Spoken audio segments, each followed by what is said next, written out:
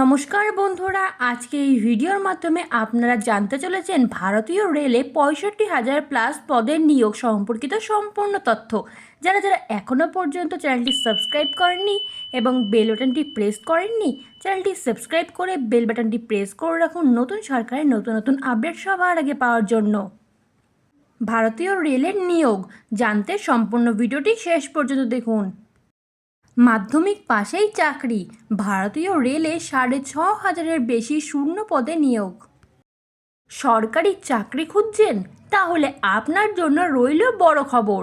Rail মন্ত্রকের আওতায় railway recruitment বোর্ডের তরফ থেকে এবার 6,500-এর বেশি শূন্য পদে নিয়োগের বিজ্ঞপ্তি জারি করা হয়েছে, যেখানে শুরুতেই দেওয়া হবে মোটা অঙ্কের বেতন। বিস্তারিত জানতে হলে অবশ্যই প্রতিবেদনটি শেষ পর্যন্ত পড়ুন, কারণ খুব শীঘ্রই এই পদে আবেদন শুরু হচ্ছে। ভারতীয় রেলের নিয়োগের বিজ্ঞপ্তি। রেলওয়ে নিয়োগ বোর্ডের তরফ থেকে যে বিজ্ঞপ্তি জারি করা হয়েছে সেখানে টেকনিশিয়ান গ্রেড 1 সিগন্যাল এবং টেকনিশিয়ান গ্রেড 3 পদে নিয়োগের কথা উল্লেখ রয়েছে। আর এখানে মোট শূন্য পদ আছে 6,565টি। শিক্ষাগত যোগ্যতা কী দরকার? টেকনিশিয়ান গ্রেড 1 সিগন্যাল পদে আবেদন করার জন্য প্রার্থীদের যে কোনো স্বীকৃতি প্রতিষ্ঠান থেকে বিএসসি এবং ইঞ্জিনিয়ারিং ডিগ্রি দরকার। তবে টেকনিশিয়ান গ্রেড 3 পদে আবেদন করার জন্য প্রার্থীদের মাধ্যমিক পাশ করতে হবে এবং এনসিভিটি অথবা এসসিভিটি টেট থেকে আইটিআই সার্টিফিকেট দরকার।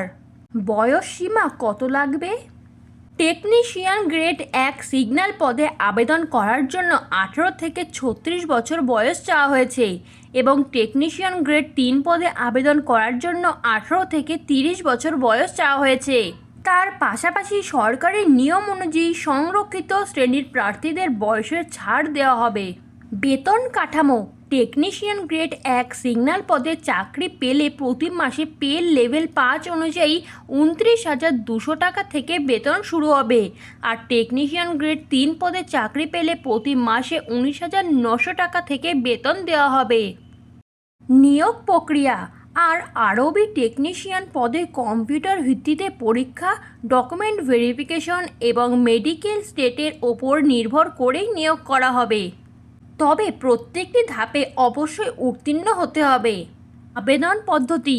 এখানে চাকরি প্রার্থীরা অনলাইনের মাধ্যমে সরাসরি আবেদন করতে পারবে।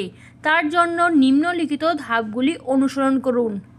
সর্বপ্রথম রেলওয়ে রিক্রুটমেন্ট বোর্ডের অফিসিয়াল ওয়েবসাইট ভিজিট করুন। তারপর সংশ্লিষ্ট নিয়োগের বিজ্ঞপ্তি খুঁজে বার করুন। এরপর আবেদনপত্রটি নিজের ব্যক্তিগত তথ্য দিয়ে পূরণ করুন। তারপর প্রয়োজনীয় ডকুমেন্টগুলি আপলোড করুন। সবশেষে আবেদন ফি প্রদান করে সাবমিট করুন। উল্লেখ্য, এখানে আগামী 30শে জুন থেকে আবেদন শুরু হবে এবং আবেদন চলবে আগামী 29শে জুলাই পর্যন্ত। তাই অবশ্যই নির্দিষ্ট সময়ের মধ্যে আবেদন সেরে নেবেন। এরকমই আরও নতুন সরকারের নতুন নতুন আপডেট পেতে চ্যানেলটি সাবস্ক্রাইব করে বেল বাটনটি প্রেস করে চ্যানেলটির সাথে যুক্ত থাকুন।